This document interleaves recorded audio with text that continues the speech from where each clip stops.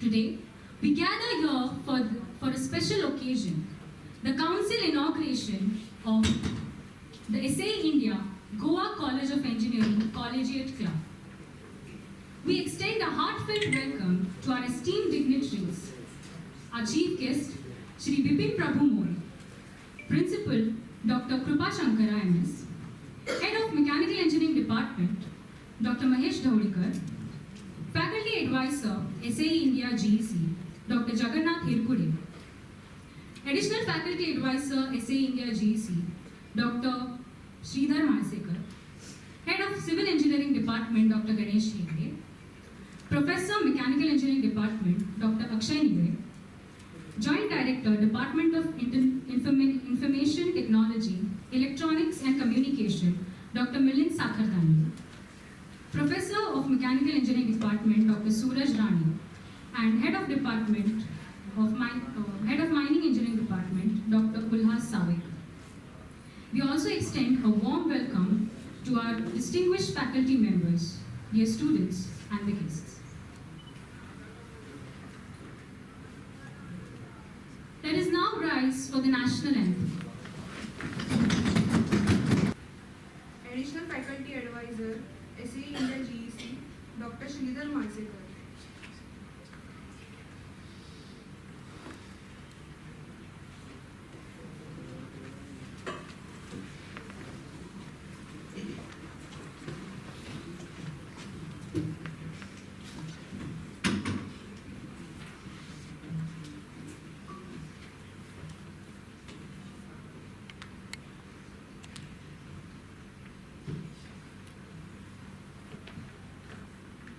Gratitude makes sense of our past, brings peace for today, and creates vision for tomorrow. To express our heartfelt appreciation, we present a floral welcome to our esteemed dignitaries.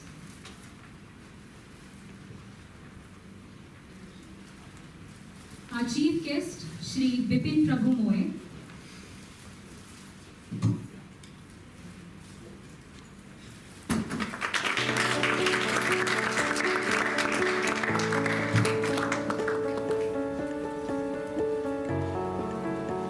Head of Mechanical Engineering Department, Dr. Mahesh Dhaudikar,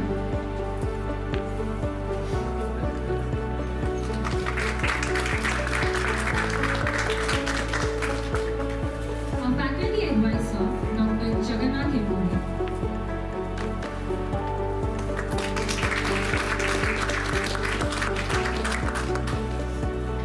Additional Faculty Advisor, Dr. Sridhar Masekar,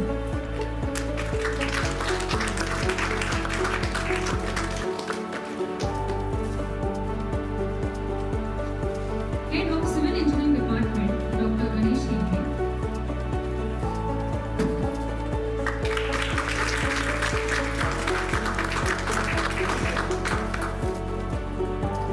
Head of Mining Engineering Department, Dr. Ulhas Savik,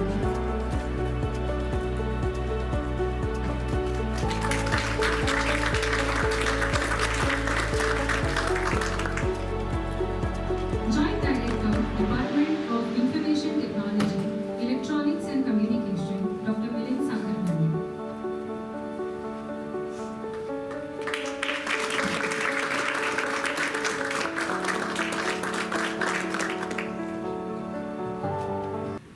To formally commence the event, I now request Dr. Ganesh Hegde, Head of Civil Engineering Department, to kindly deliver the welcome address.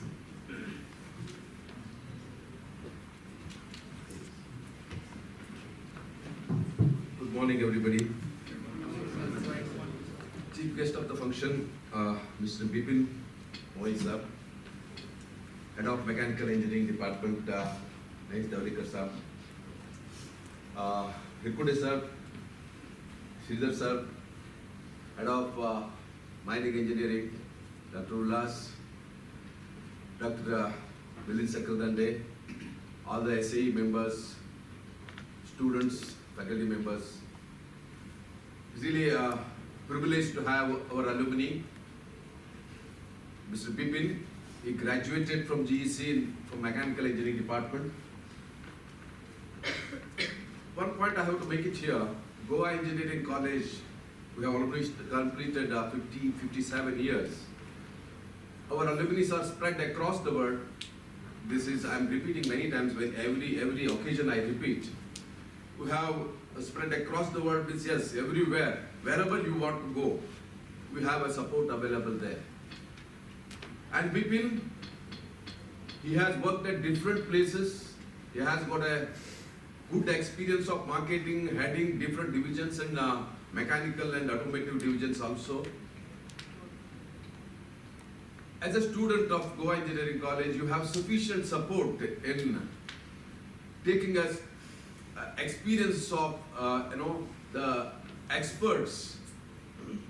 These expert lectures need not to be a personal one. It can be online also. That facility also we have created on GEC alumni site, alumni.gec.ac.in.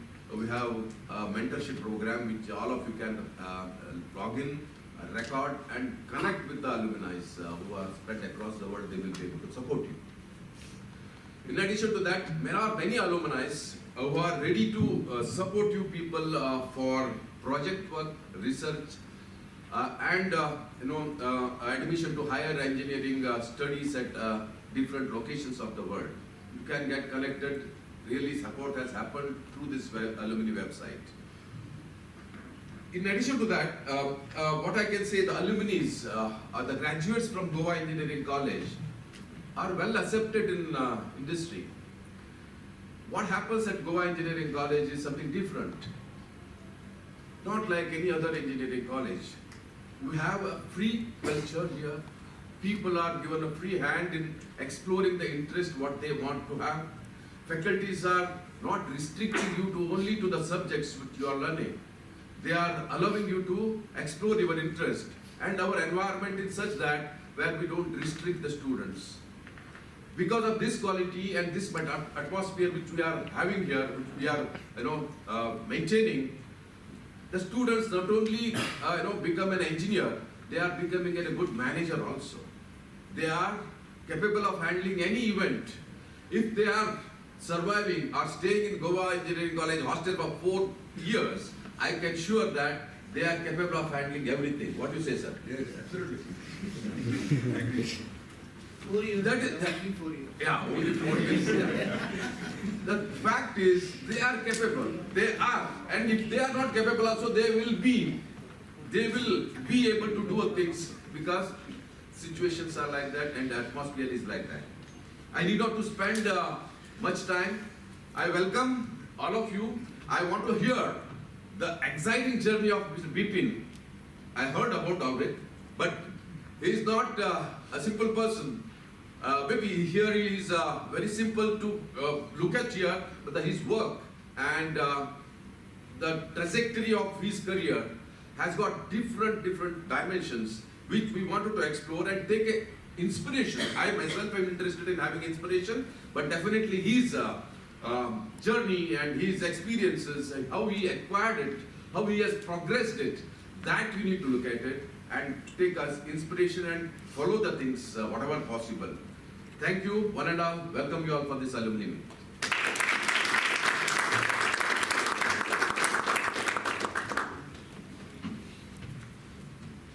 With devotion and light in our hearts, we now move forward for the lamp lighting ceremony, symbolizing the removal of darkness and brightening the journey towards excellence. We request all our dignitaries to step forward for the ceremonial lamp lighting.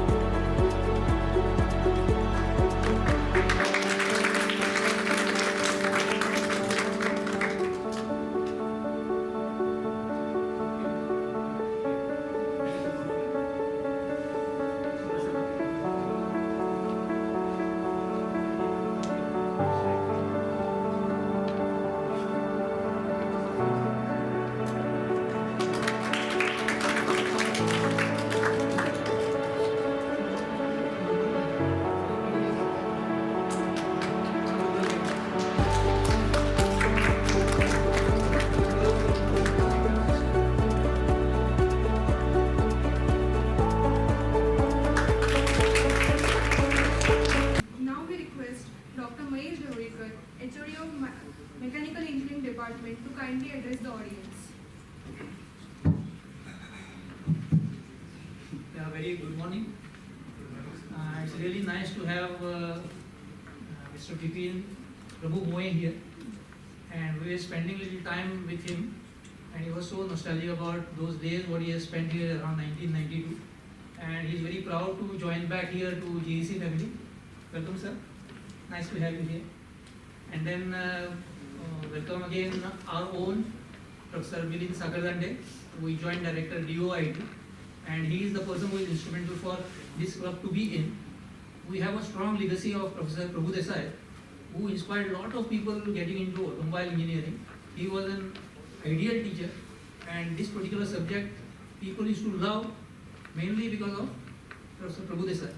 So we remember him now. And then I think the legacy is carried forward by Professor Bipin Sakardande sir, and now Professor Jagannath Hirpude and Professor Shri. I congratulate all these, the entire team, along with the vibrant faces what I can see here. It's nice to have you all here, and I can see the excitement of the students who are here with that annual plan for them. It appears nice, so it's a good beginning for you all. There'll be all support from all the departments. We have heads of departments here. We have some senior faculty members, and the team what is out here. I wish you all the best. I'll not give a lengthy speech, but I expect that okay, whatever you have started with, go strong, and believe that all our support will be. Your chairman, he is quite dynamic. I see him often. I see him proudly dressed up in that NCC dress, and then all the events I see him along with his active team of the Council of SAE India. So wish you all the best. Thank you very much.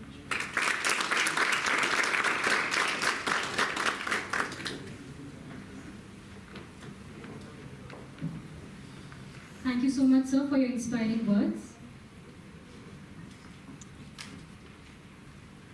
Leadership is the capacity to translate vision into reality. We now proceed with the much-awaited badge ceremony, where we honor the new council members with their badges of responsibility. We start with the management team, Chairperson Mr. Shubham Vayure.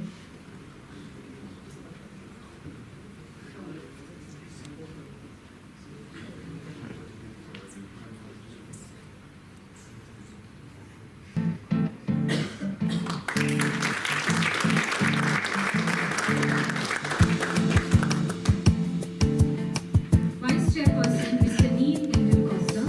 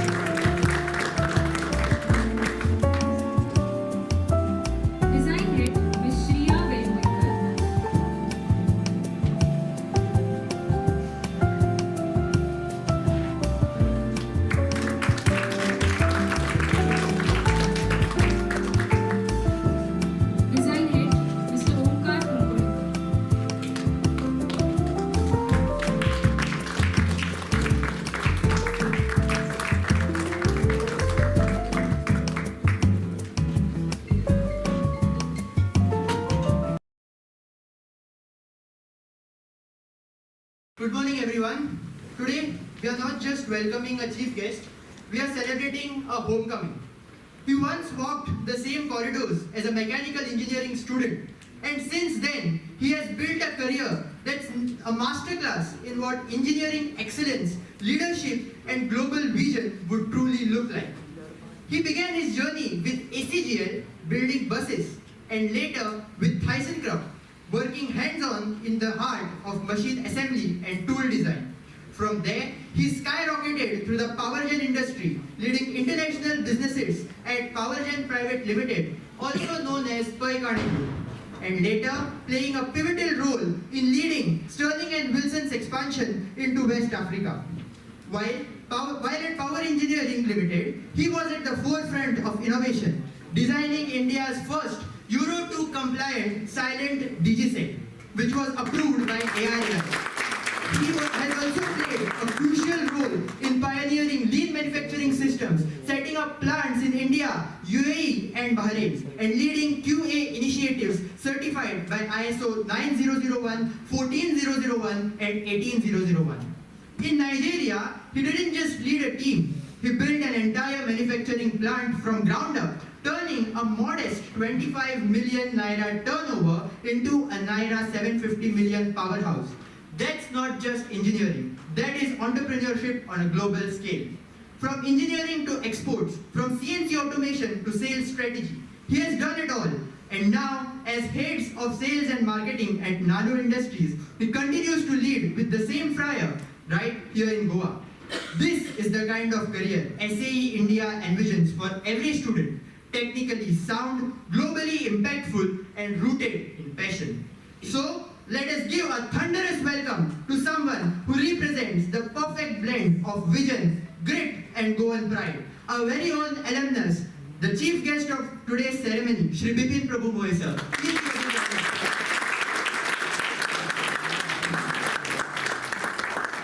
Hello. Am I audible? Yes, sir. Okay. I wanted this to be as extempore as possible. Although I carry a diary, there's nothing better than that. Use some names because I want to take those names here as a part of showing my gratitude to the people who I believe that played a part in forming me or forming my life. So that I should not forget. That's the reason I've written something. That's the reason the diary is there. Anyways, thank you SE GSC chapter. Thanks Kapil for introducing me. Thanks Shubham for leading the inauguration of this chapter in GSC. It's a great initiative. The whole team that we presented the batches just now. You guys have taken a very good initiative to get students on a common platform where they could look forward to exchange of ideas, data, knowledge, which I believe would help them in the years to come. A small introduction on who I am. My name is Bipin Moye. I'm born and brought up in Goa, in a village called Shri. You guys have heard about it. It's 10 kilometers north of Mapsa. So, born, brought up, educated in Goa. My primary school education happened in Marathi, and then I joined St. College in Miramar. Milian is also from this place. Dr. Ullas is also from this place. And then came the great GEC stint. These are all experiences which I am sharing with you. I am sure most of you are going through a similar kind of experience now. When it came to choosing a college, I knew St. College was one of the best at that time. One of the best, I'm saying.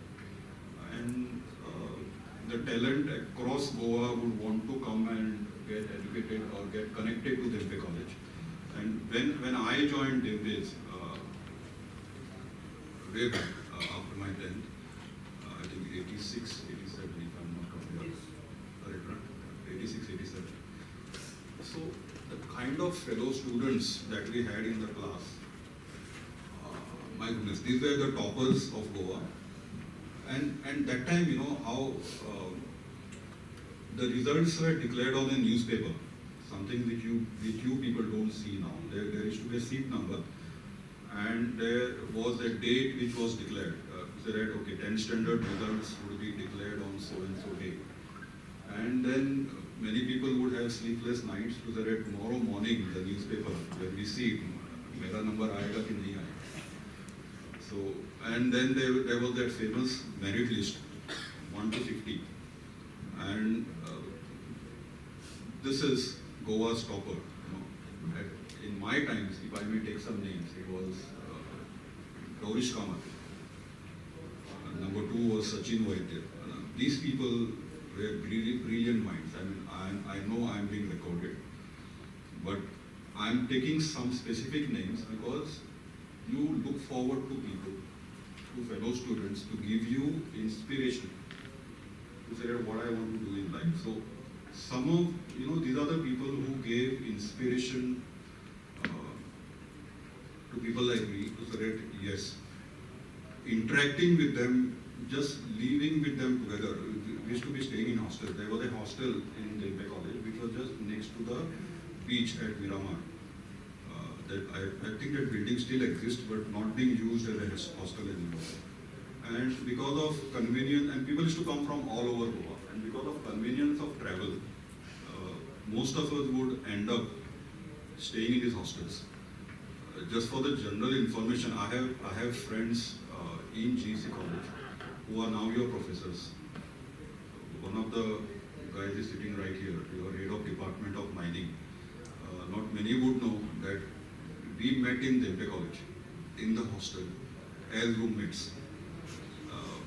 When we joined there in the 11th standard, I remember it was raining cats and dogs, and my father had come along with me to drop me there with a.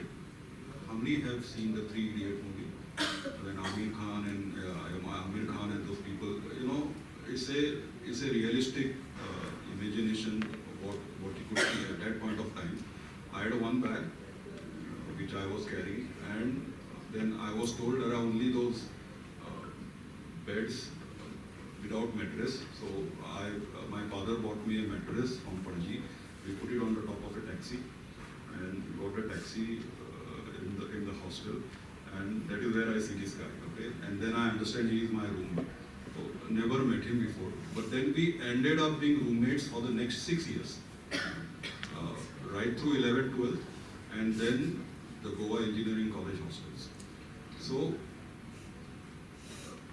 Delpe's had this hostel where we met all these people who inspired, each one of us inspired the other guy. Because see, every one of us carry a quality, an inherent quality within you, which you may not know that you are carrying it. But the other guy who is observing you, he thinks, oh, I don't have this, it's something which I need to pick up. So that is how they keep inspiring you. So your daily interaction with your friends lets out lot of information about you to the other people. People who are bright enough to catch it will catch it and imbibe it within themselves and take it forward as a part of their life. So that's what we did. And 2 years at Delpe was all fun. Let me tell you. Why was it fun? Because we were just out of the 10th standard. Schools were very regulatory environment, you know, where we used to use a uniform, go there at late in the morning, stand in line, stand in queue, all this.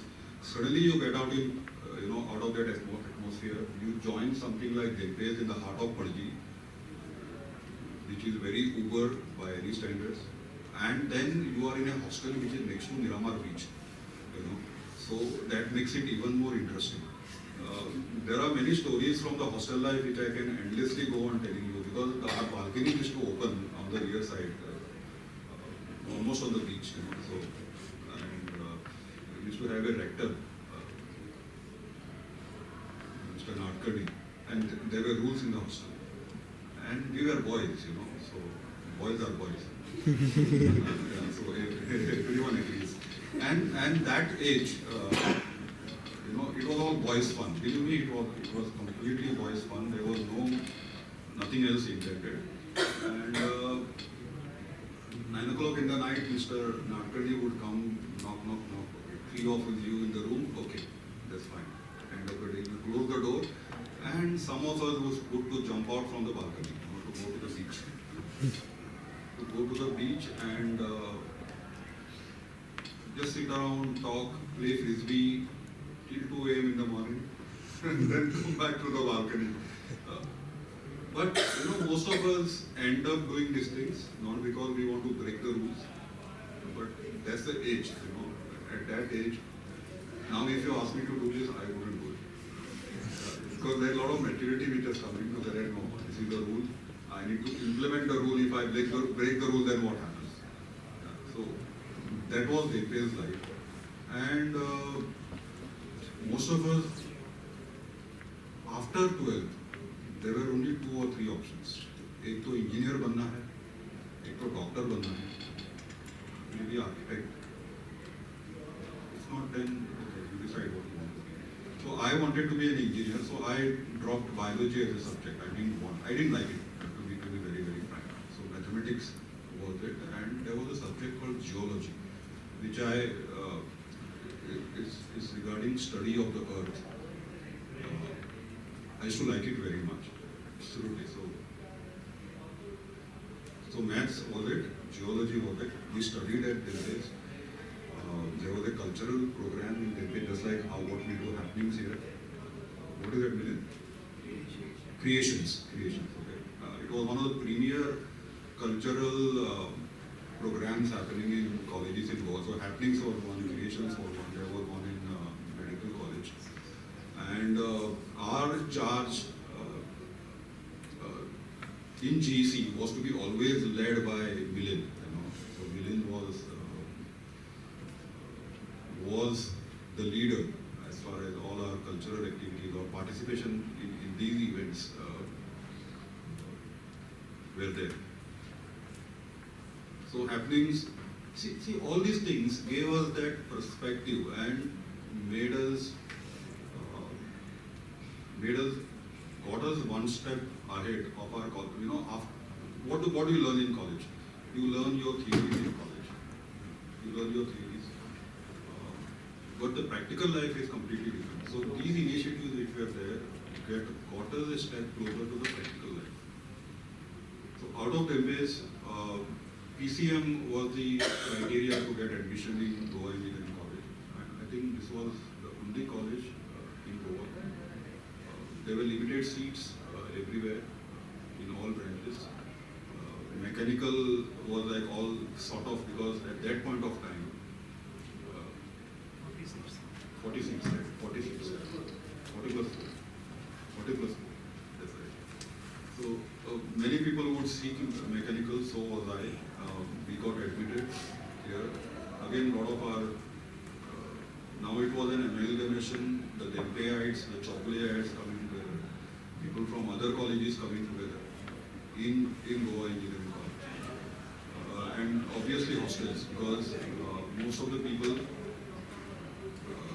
would live far. And there was a second intent of why do you want to stay in a hostel?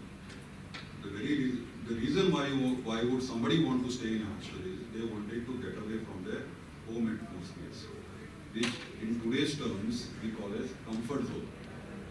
There's the term which is coined. Get out of your comfort zone. So we didn't know that term wasn't there at that point of time. But everybody inherently who came and stayed here in the hostels, or people who got into the engineering colleges in the first place, were brilliant people who always knew that sitting at home or doing something trivial wouldn't get them anywhere in life, or they wouldn't be comfortable doing it. And they wanted to get out of the comfort zone. So that is why people came and stayed in the hostels. And hostels had stories of their own. So, again, 3 Idiots. We had this very friendly encounters with our seniors. We went through it.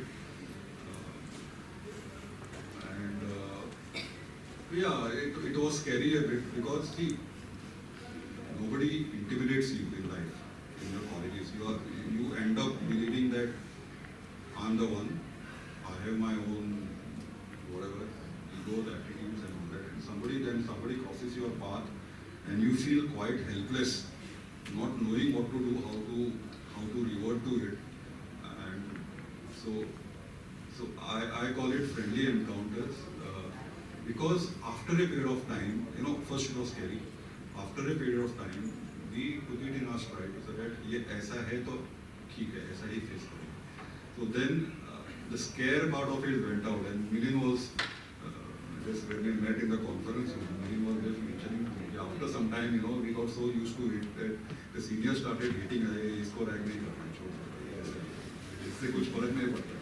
So don't get it. But those encounters taught us a lot of things. It taught us how to handle challenges. Whoever will come in front of you will not be could be hostile. Situations in your life could be hostile. You need to be mature enough to handle them, to develop a mindset to say that I will face. I will tune myself not to get disturbed, and I will face them. So, year one, I didn't stay in the hostel, nor did Dr. Ullas. We stayed at a place called Kapleshwari, which is near Kavade, in case you are near Dhauli. There's a temple called Kapleshwari. And there were three of us, there were four of us rather. Me, Dr. Ullas, there's one guy called Sujit Kakodkar, who is now with Intel US. Okay. The three of us, and there was one more guy, a very interesting chap called Milind Dabolkar. He's now a doctor, he's an ENT surgeon, a very famous ENT surgeon in Goa.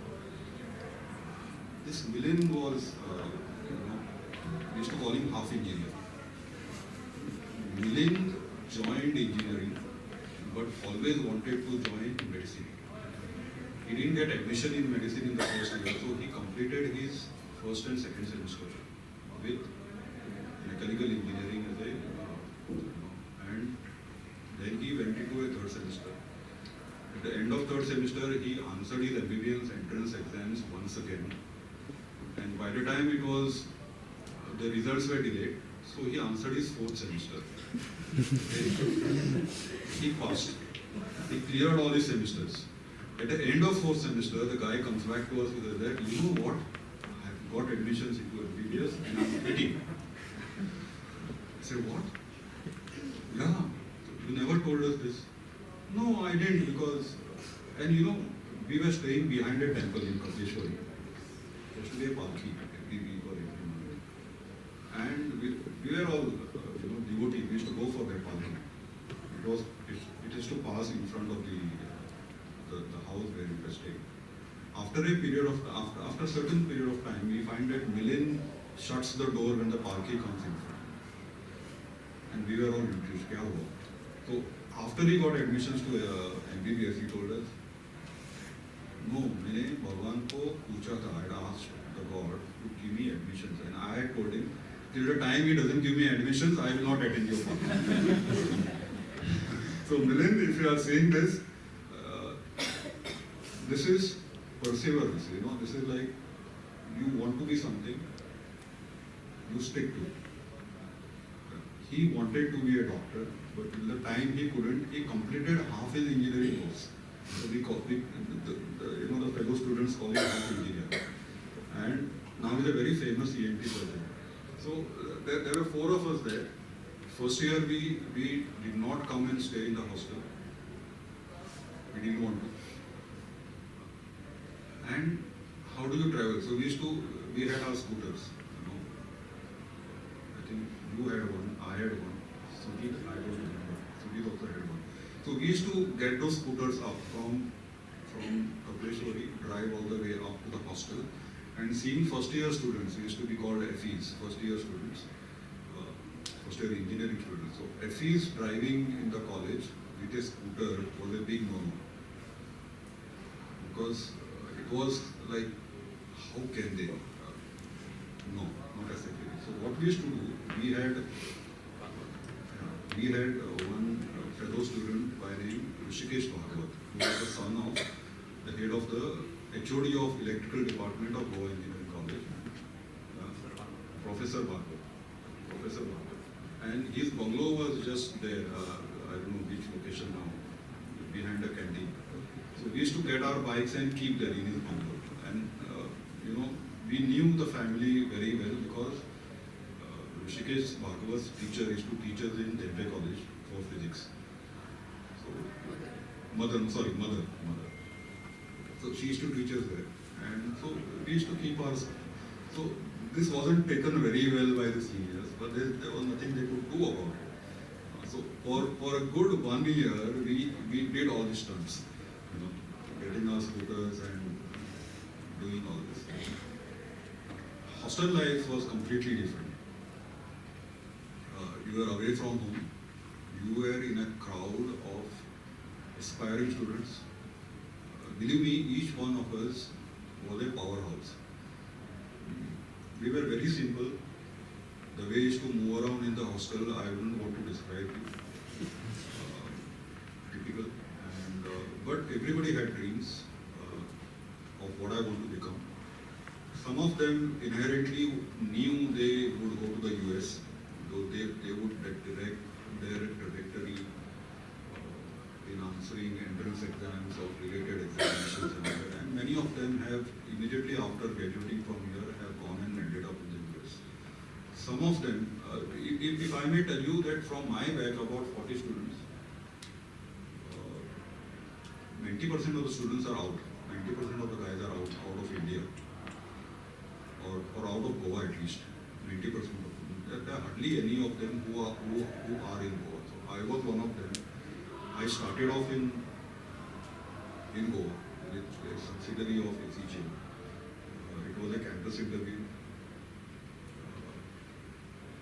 and we got selected. Milin was one of them. There were another 4 of them, all bright students. We got selected. We answered our viva. The next day we joined this company called Goa Auto Accessories, which was a subsidiary to ACJ. And again, industrial life is, believe me, it is completely different to the theory that we learn here. So you start believing, why did they teach me all this? Where am I applying this?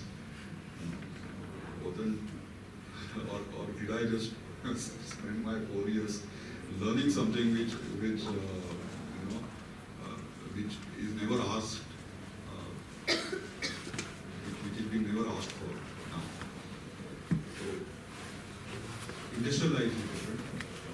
Then what we learn here is that Goa Auto Accessories happened immediately after answering our vivas. So that was my first assignment in Goa. But there were 6 of us who went to Goa Auto Accessories. And generally in industry, you have a senior.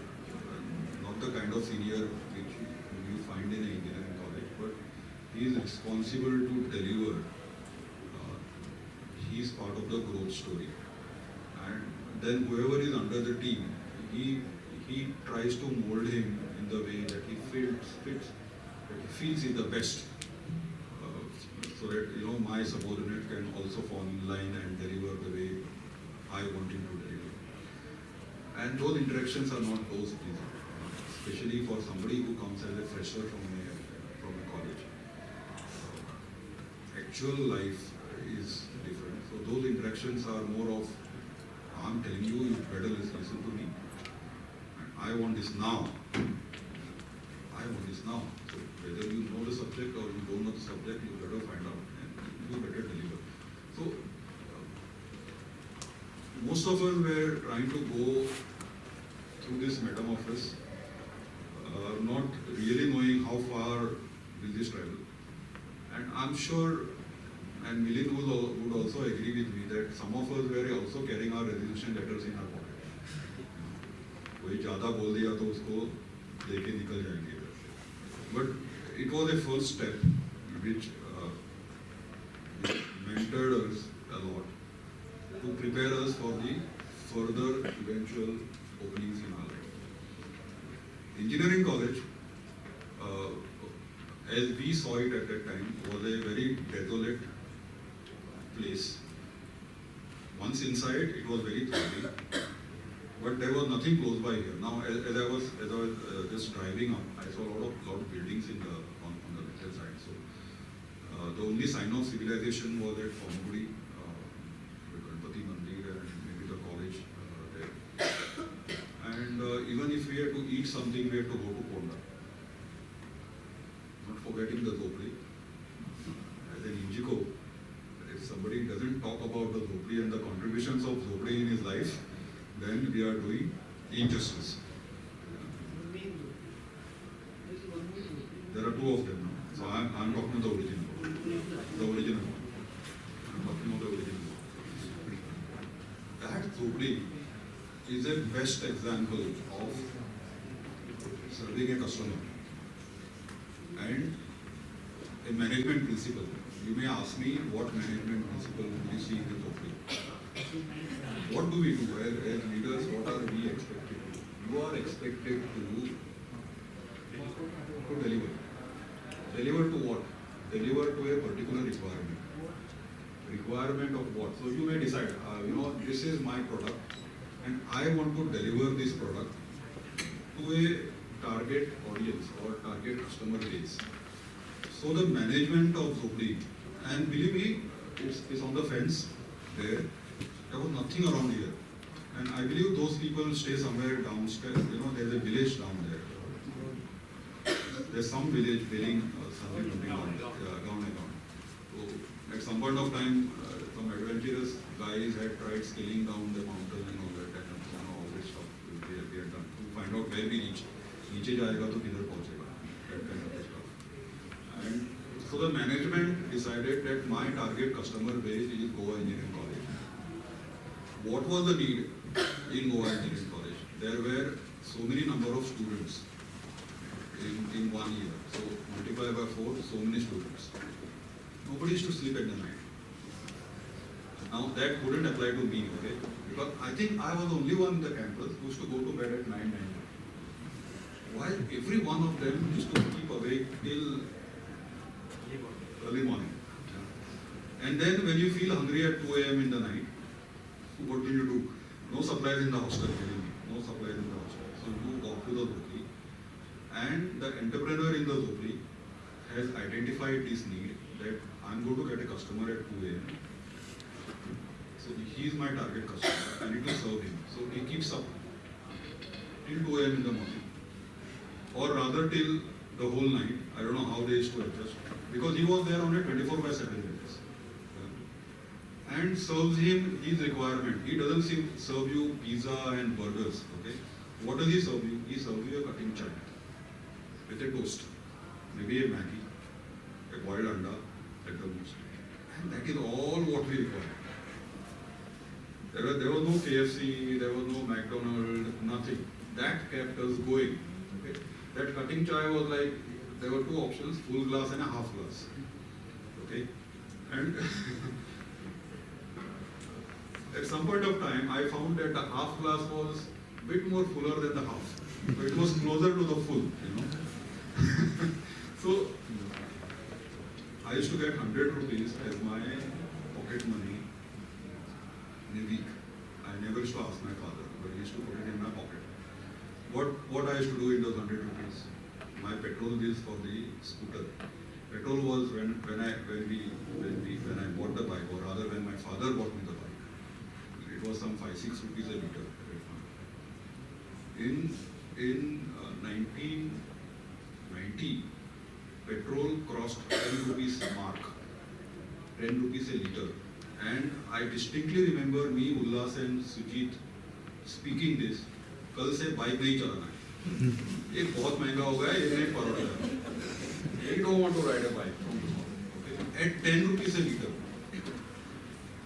So those were the times, and those 100 rupees in a week, you manage your fuel cost, you manage your food cost, you manage your other miscellaneous whatever the costs are. An odd movie in Konda, Ayesha Theatre, is no more there. All this you manage, you know. And there is no way you can complain that I want more money. There is no GPay, there is no nothing. So you have to manage all this. So that half chai was like half the price of the full chai, whatever the price was at that point of time. And I found out that half chai was a bit more than half. So there was an extra which that guy used to pour in. Maybe he didn't use any measures, you know. So rather than buying one full chai, I started buying first one half chai, and then once this one was over, a second half chai. So that you get that incremental chai extra. This is all hostel life. It is all hostel life. After some days, the owner there found out कि ये अकेला बंदा है जो 2 half chai मंगाता है. And he found out that the exact reason is this. So when I used to ask for a half chai after that, it used to come in exact half the measure, not the half chai too. So the management team there spotted this as an opportunity, spotted what is required to be done to service target customers, and put in a system there to ensure that anybody who walks in at any time of the day would get what he wants. It's a very strong management principle. That whenever, now you guys are in various, I believe there's a mix of all departments here, is that correct? Yeah. So you may be anywhere from second year to final year? Yes. First year to? Third year. So you are like three, at the most 3 years away from taking up some responsible position in some of the organizations. So these principles should be, you should try and get these principles imbibed into you ASAP, because this is what is the reality once you step out of your college. You will be held responsible to deliver a particular target. And then you need to have a mindset, a thought process, wherein you plan to say that who is my target customer? How do I convince him to say that what I am trying to sell you is correct? How does the other guy believe in you? And how do you sell it, recover your money, get your bottom line, get your top line, and pay salaries to whoever is reporting to you? See, the corporate structure today is very mean, is extremely competitive.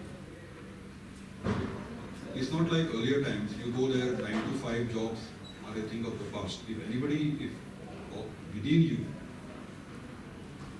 have a notion to say that I'll go at 9 o'clock, punch in, and 5 o'clock, punch out, it may still be happening in some of the places, I would say. But the career options that you guys must be looking for would demand a lot of responsible behavior from you. Hard work obviously is one of the main criteria which all of you must have, so that that you are able to deliver what is required of. So Moye Engineering College was a place that we found out at that point of time, mentored us from what we came out as graduates from our respective colleges, got us, there's a gap from your 12th standard to the corporate life. So that gap is what was filled up by the activities which we did and the experiences we gathered in GC. So all you guys have this chance. This is the place which will give you all those experiences that you require to prepare yourself for that ultimate goal. So, I spoke about hostel life. I spoke about Hopli as a part of a management principle which all of you will be required to demonstrate maybe a couple of years from So, getting out of engineering college, then we were in the open world. Everybody scattered in different directions. Everybody went out in different directions. It was like, okay, you go, somebody has an opportunity here, he joined here, somebody went there, somebody went there, somebody went there. And we dispersed. Dispersed to an extent that I have met Dr. Sridhar Mashakar today, after 1992. Can you imagine? There are many of my group, my batchmates. After 1992, we haven't met them because they have gone in different directions and they are busy doing what they are doing.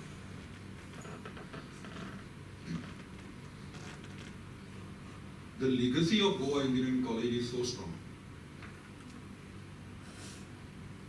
We all carry it on our sleeves. When I say this, every one of my batchmates, and we have a WhatsApp group, that's how we keep in touch. So we have a group called 1988 to 92 batchmates. There's so many of us on that group. And we keep interacting, we keep meeting, and that's a very nice medium of how to remain in touch. Every one of us are super proud of Goa Engineering College as an institution, which has helped us prepare ourselves to ultimately face the outside world. So once out of Goa Engineering College, for me it was dull. We were not very, I shouldn't say comfortable, but we had different dreams. Everybody had different aspirations. So the six of us who joined there eventually left after 6 months, looking at different options. Being a mechanical engineering student, where would a mechanical engineer go? And believe me, there was no IT at that point of time. Maybe it would have been there, but not as strong as IT or computers as it is today. So you would head to a place where there are a lot of industries. Goa was not one of them, and is still not one of them. So that's the unfortunate part. So I went to Pune, Mumbai, looking for options. There were no websites, there were no online applications. I remember there were 2-3 of us. Sujit was one of them. We would actually go factory to factory, industry to industry, on the gate. Security wale say, "Bhaiya, jara, please, andar tak, HR manager tak, this is my biodata." So over a period of time, we must have visited so many factories and industry factories. कि भैया जरा अंदर तक पहुंचा दो. हाँ ठीक है रखो. Keep it. I got my first job in Pune in 1993. A company which is today known as Group. It's a German multinational company. Again, a very strong mechanical engineering base. What they do is, you must have heard Bipin or you must have seen Group elevators, the closest that I can relate you to the products. They used to do SITC. What is SITC? It's like, or rather design and so design, manufacture, supply, install, commission, test and commission of sugar plants. Sugar बनती है ना किधर तो? So there is a plant, cement plants, where cement is manufactured. Then all these big material handling equipments which you see on the mines with all those big wheels in front, or like a huge thing, boilers for industries. So this was all heavy mechanical job, something which I had never seen. I believe until you visit places like this, you will never see that. Of what is the expense of mechanical engineering, how manufacturing processes are defined, what are the machineries required to do all this. you had a lathe machine. How big a lathe machine do you guys have seen? The one which you have in the workshop, maybe like this. There's a lathe machine like 50 meters long. What does it do? In a cement plant, there's a crusher called as a clinker. You know? It's like diameter 7 meters, length 50 meters. And there are flanges at both ends.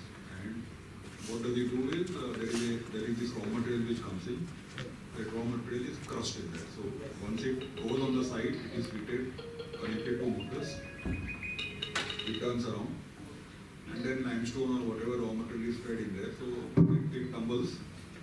So to manufacture this one product, it took about 6 months.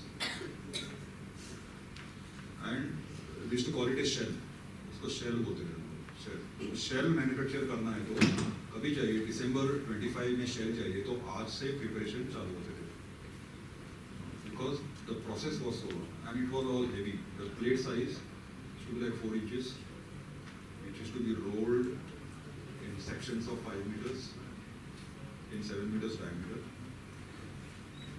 Butted together, welding preparations.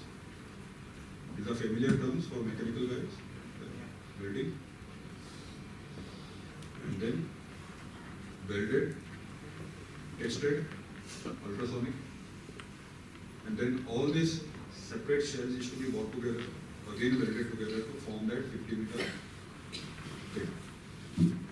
These kind of machinery existed which we did not know that such a thing could exist. So it was a wow factor. When I joined there, it was a wow factor. I joined in a place which was called as a mechanical assembly shop. What used to happen here is, before these separate machineries would go on site and get assembled, they used to come to this assembly shop for testing. And so I had the privilege of going through all, all machineries which are required for sugar plants, cement plants, material handling equipments, boilers, everything. So working in the mechanical assembly department, there were so many people. My boss was there, and on a fine day, my boss was on leave. And on that day, I was supposed to do a very critical assembly, which is called as there's a gear in a sugar plant which runs a crushing wheel. That gear is fitted on a shaft. The diameter of the shaft is like, say, 500 millimeters, 5 meters long. And in the middle portion, on a half, this gear would be like 1.5 meters. And it is to be shell fitted. How many of you know about fitments? What is a shell fit? What is a transition fit? Heard of these terms? Yes. Heard of it? Even I did. But when it came to actually fitting this, there used to be drawings, and on the drawings, there were dimensions which said that the fit would be like, you read the dimensions and you know this is a transition fit or this is an interference fit. So when you had interference fits, you have to heat up the job to ensure that it expands, the core expands and it goes and fit. I did some errors in calculating how much I had to heat the job. I had joined the company about 6-8 months back. So some error. इसके कारण क्या हुआ कि वो job जाके इधर बैठना था उधर नहीं बैठा आधे रास्ते में फंस गया. It was a big mistake. Okay, having done that, the option with the vice president was that इसको बुलाओ, fire करो, समझ में नहीं आता तो क्यों बोलता नहीं किसी को? Why did you do it? But nothing of that sort happened. So we were, rather I was fortunate to get a leadership team at every juncture who supported, I'm talking about me as a person, who supported me as a person. For reasons best known to them, the vice president said, okay, you made this mistake. Now I'm giving you an assignment. Don't worry, I'm giving you an assignment. He gave me a register and said, every day you refer to 5 drawings and write this component, what is the type of it, what are the dimensions, plus minus so and so, and at the end of the day you would come and show it to me. I did this meticulously for 1 month, but believe me, at the end of 1 month, I knew everything which was required to be learned for that part of the subject. Why did this happen? This happened because I had some seniors who invested time into me and people of the similar rank around me and gave them that opportunity to correct themselves and learn more. These are the kind of people who played a very important role in shaping up my life. That incident also led to starting a training school in Thessaloniki by the same vice president, Mr. Hartley, where every training engineer would then be trained by all faculties or all HODs in the company to tell them what is theory, what is practical, do's and don'ts, so that the same mistakes aren't repeated again. Lesson group taught me a lot of things. It was basic heavy mechanical engineering. Basic heavy mechanical engineering. I cut my teeth in Lesson group. 5 years there, I came back to Goa. And joined a company here called Power Engineering India Private Limited. It's a part of the Paikani Group of companies. They have their plants in Moye Industrial Estate, which is in Chennai, and one across the border in Bangla. So they were manufacturers of diesel generator sets and power plants, rather power units, with various engine manufacturers, OEMs for Kirloskars and Perkins, these are the Indian brands. And then in the year, I joined there in 1998, and the year 2000, Government of India came up with a new law. Earlier we used to have these engines which were not controlled for pollution and noise. So many of us, I don't know how many of you guys have seen it, but if you ask your, the batch that I am from, gensets used to run in open, so there could be a genset right there in the middle in open, making all that noise, and it was okay. I mean, there was no legislation which would prevent anybody from doing it. So all construction sites, everywhere you wanted to run for power, they used to run in open. That used to create a lot of noise, which was bad. And also the smoke emissions, which were not regulated. So CPCB, which is Central Pollution Control Board, came up with a legislation in the year 2000 so that all engines, IC engines, diesel engines at that point of time, would have to satisfy a basic minimum level of compliance to smoke and sound emissions. So after that legislation came in, nobody could sell a genset, a generator or an engine in the market which would be above a particular sound level or above a particular emission level. So India wasn't prepared for this. I'm saying India wasn't prepared for this. No. Not that some company wasn't prepared.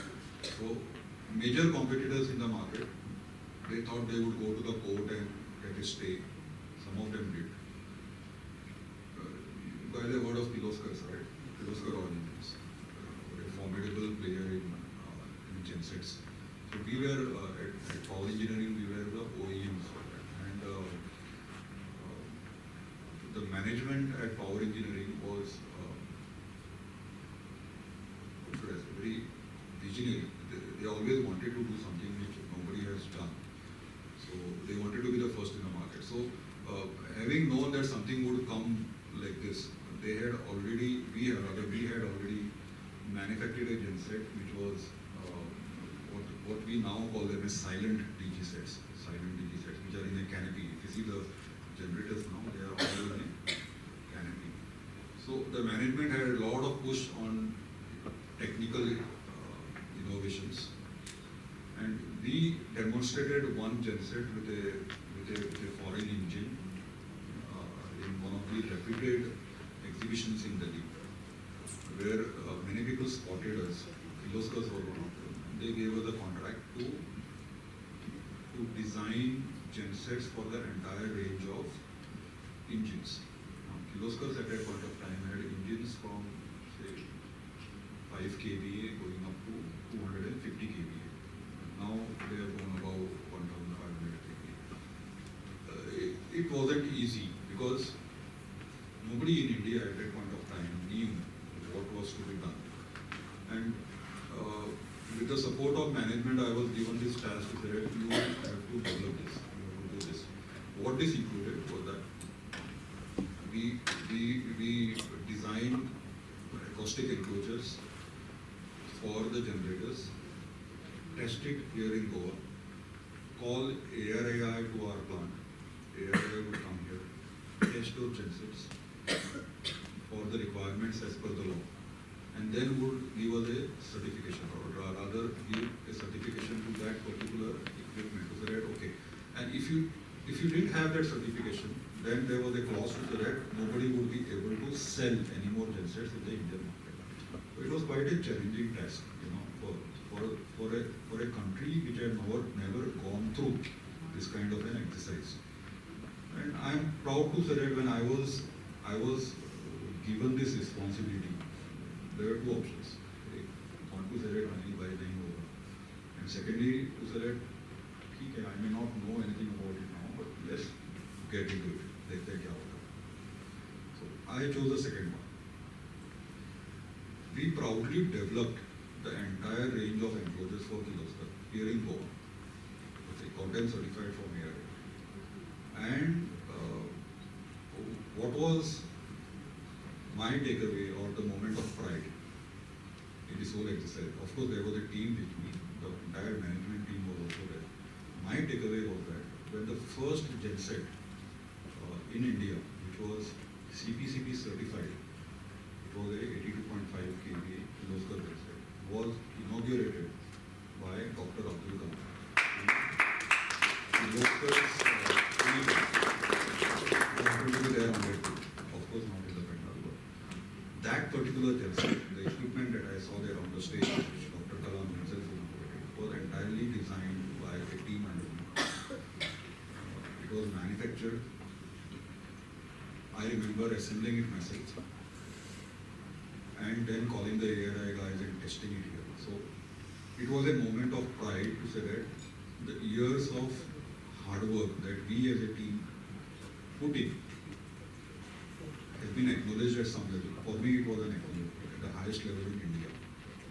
Although I was not a part of the function, but I was there present in the venue at that point of time. So it was really a very, very big acknowledgement. So these are the moments of glory that one looks for when you achieve something. There may be, you may not get it in all the instances. Don't expect people to glorify you at every step, but other people will not. That's the other way around. You have to prepare yourself to face rejections. I'm saying this with quite a lot of conviction. At lower ends of your career, you may not experience it with that sort of intensity, but as you go higher up in position, the competition builds up. There are people who are competing with you, and obviously the other guy would want to say, why is he taking all the limelight, not you? These are typical corporate houses which operate as well. I'm not saying it happens at all the places, but it does happen at many places. Why I'm telling you this is that there is a notion in our mind when we go to our college. Why should somebody question me? What I am doing is, I like it, I am doing it, that's it, end of the subject. You may not be allowed to carry forward this notion in your corporate life. You may feel that somebody is obstructing me, koi to mera rasta kaat raha hai, not allowing me to do what I am doing, and absolutely blocking you with a stone wall. it's a feeling of being rejected. जो भी मैं बोल रहा हूँ, nothing कोई सुन नहीं रहा है. Nobody is listening to me. What do I do? How do I go ahead? That is where your tempering of how well you can handle yourself, your thought process, your patience levels, your maturity comes into play to take you out of situations like this. There is no management book which defines how are you supposed to behave in circumstances like this. It's all personal. It depends on how you react to it, how you tune yourself to it, and how you get out of the situation. Goa Engineering College provides you that platform to bridge that gap. You may not be able to bridge the complete gap, but very knowingly you could walk towards it, or you could try to get it done. So, our engineering, the takeaway was that I joined a company which was like 5 crores turnover. When I joined it, we had an office in Mansa. I don't know how many people know Mansa. There should be something called as a Remy Studio, in case you know this place. उसके बाजू में एक छोटा सा office था. So when I joined, there was no place to. I came from Thyssen, from Pune to Goa, because I had some compulsion background. And I didn't have a place to sit inside, so some of us used to be like shuttling from here to there and going out, all that. I joined a company which was like 5 CR turnover. When I exited it at the end of, I think 14 years, it was a 150 CR company. Now, this was a team effort. Any one of you who thinks that I can do it, maybe you may be able to push it a bit further. But if you have a mindset that we can do it, you'll be able to push it a lot further. I must admit that the management at the company group was very vigilant, and they always supported me and other colleagues also to get into various initiatives. At the end of 14 years, I decided it was time for me to, I was feeling a bit uncomfortable. You know, that typical instinct in you to say that nahi kuch bada karna hai, something else. And I got an opportunity with this company called Sterling and Wilson in Mumbai. Sterling and Wilson is a part of Shapurji Padamji Group. You guys have heard of this name? Shapurji Padamji. Okay. Shapurji Padamji is the biggest shareholder of Tata's. Okay. Unfortunately, their director, Mr. he passed away in an accident a couple of years back. So, Sterling and Wilson is a EPC company. Engineering procurement contracts. What they do is they take up infrastructure jobs. And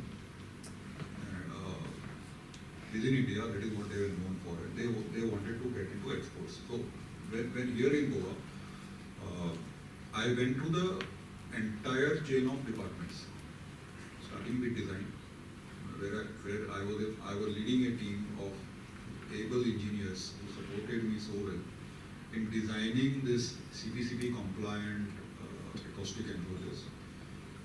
Design, manufacturing, purchase. See what happens when you join small companies. There are not too many people across. So there are responsibilities which come on to you, whether you like it or not. That's the stepping stone if you are able to identify it. अगर मैं ये लेता हूँ, तो I will go to a different level. This is one thing which I have followed in my life. Whenever I have got an opportunity where I knew nothing about, it was never taught to me as a part of my curriculum, or I may have come across it in my working career so far. But if I see it as an opportunity which is exciting enough, which will teach me something, and I am able to do justice to it, then I pick it up. Knowing that, अरे ये बहुत tough है, लेकिन करेंगे चलो, we'll do it. So picking up these opportunities make a difference. So in small organizations, when things are thrown at you, you have the option to say that ये मेरा काम नहीं है, somebody else is looking at it, let him do it. I had a similar option, but I took it up. What happened was that I got an opportunity to go through the entire department chain of an organization, right from design to installation, commissioning to service. This gave me an immense advantage when I was looking at my next career move. So in Sterling and Wilson, I was told the position is for head of exports.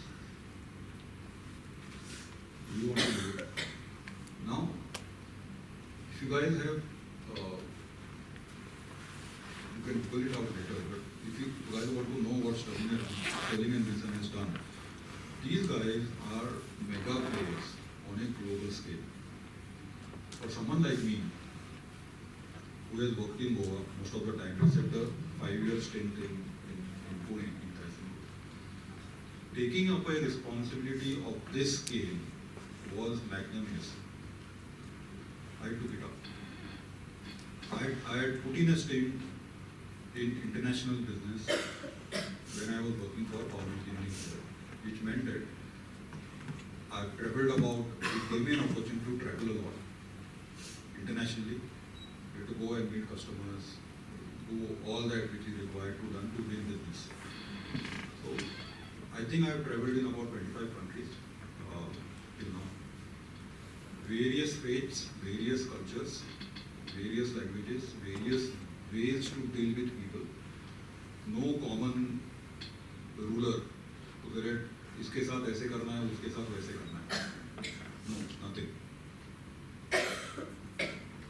This gives you a very different perspective.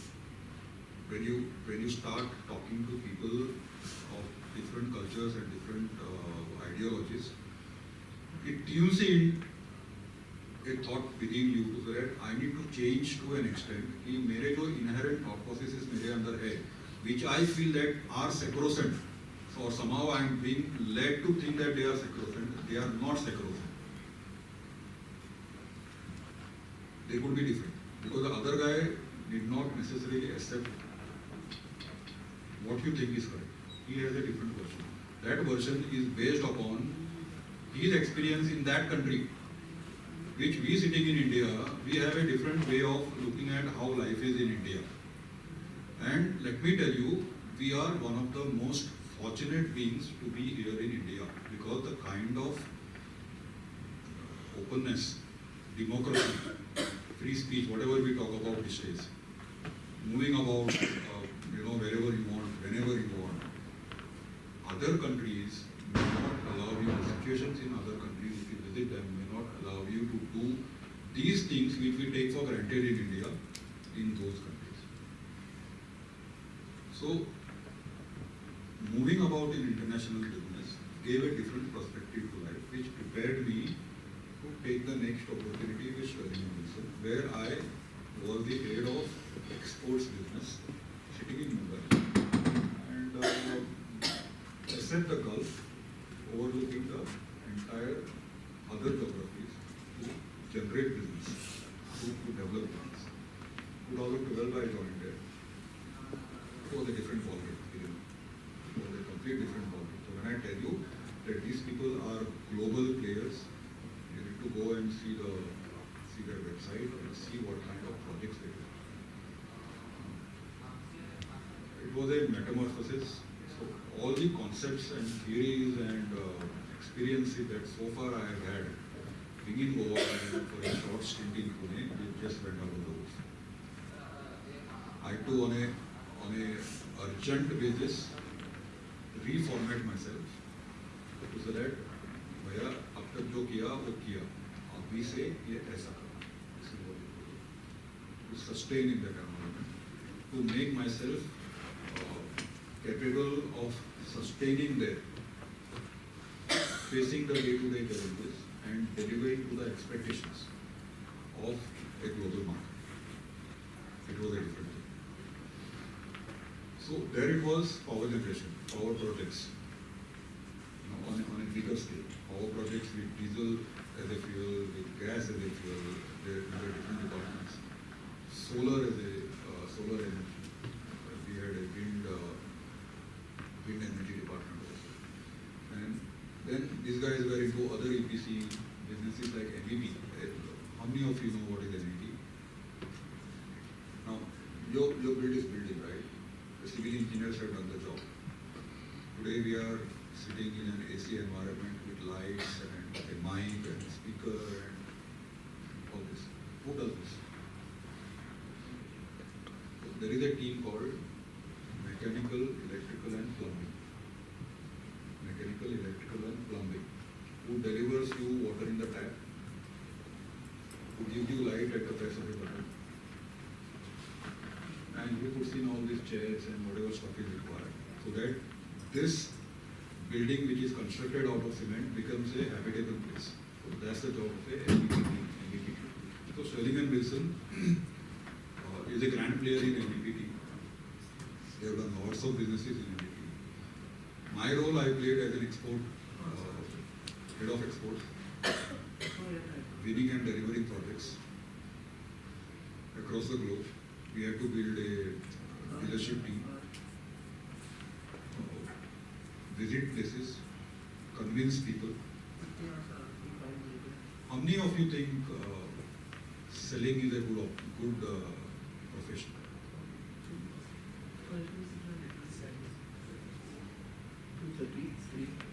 If you want to sell something to somebody, it may not be selling an item, it could be selling an idea.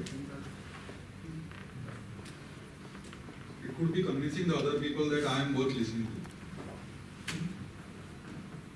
It takes some amount of convincing, right? Why would the other guy, why are you guys sitting here? Maybe your professor told you to sit here, but I can see many bright-eyed faces to now. So I think I take the credit for not putting you to sleep. So whatever I am telling you, you guys are still interested, which means that I am doing the job which I am asked to do here today. Hopefully, yes. So, selling is not easy.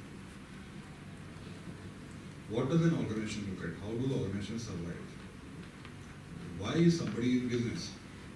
To make money, nothing else. Everything comes later.